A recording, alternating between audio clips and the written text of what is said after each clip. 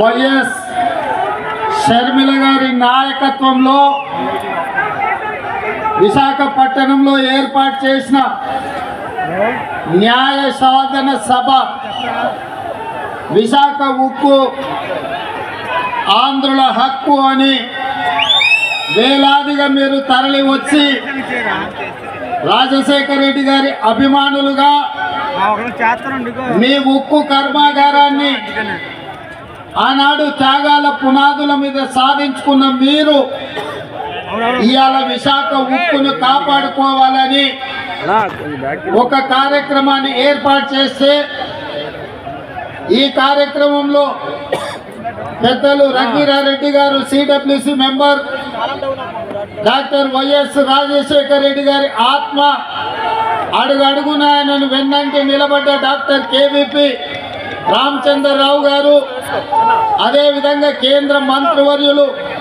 పల్లం రాజు గారు, అదేవిధంగా సిపిఐ నాయకులు నారాయణ గారు,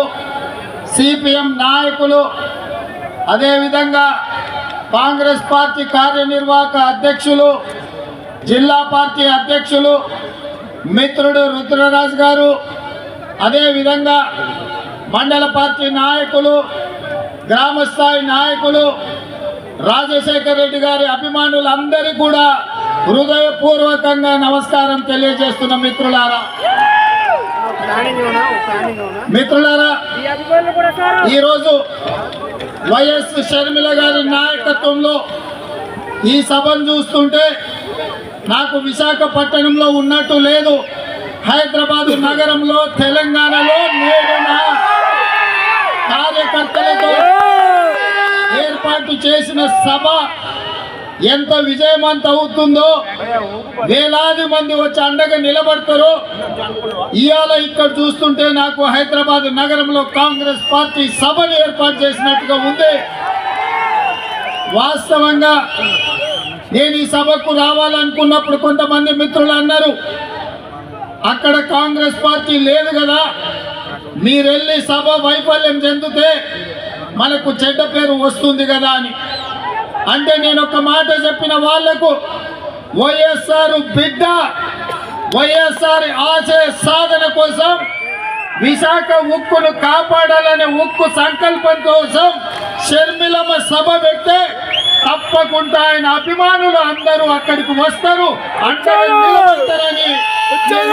చెప్పిన ఆ నమ్మకం, విశ్వాసం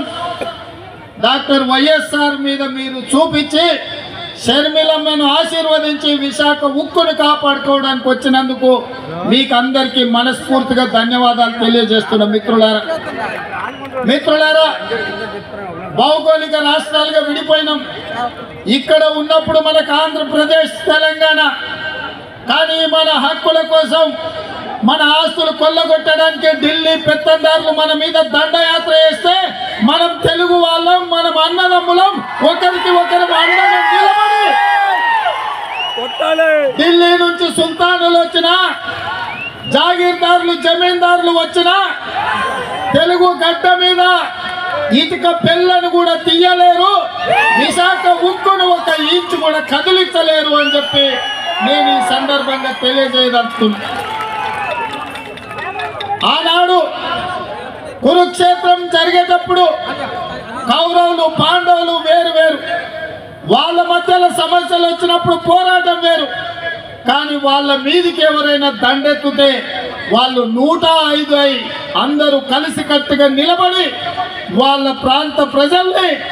వాళ్ళ హక్కులను కాపాడుకోవడానికి కొట్లాడేవాళ్ళు. ఇవాళ కూడా మిత్రులారా, చాలా మందికి అనుమానాలు ఉండొచ్చు, అపోహలు ఉండొచ్చు, వైఎస్ఆర్ వారసులు ఎవరు అని. నేను ఇవాళ ఒక్క మాట చెప్పదలుచుకున్న మిత్రులారా, వైఎస్ఆర్ సంకల్పాన్ని నిలబెట్టేటోళ్ళే వైఎస్ఆర్ వారసులు అవుతారు తప్ప వైఎస్ఆర్ ఆశయాలకు వ్యతిరేకంగా, వైఎస్ఆర్ గారి యొక్క ఆఖరి కోరికకు వ్యతిరేకంగా మాట్లాడే వాళ్ళు ఏ రకంగా వైఎస్ఆర్ వారసులు అవుతారో మీరు ఒక్కసారి ఆలోచన చెయ్యండి. ఇవాళ ఆంధ్రప్రదేశ్లో ఇక్కడున్న పరిస్థితులు, ఇక్కడి రాజకీయాలను కాంగ్రెస్ పార్టీ తెలంగాణ శాఖ అధ్యక్షుడిగా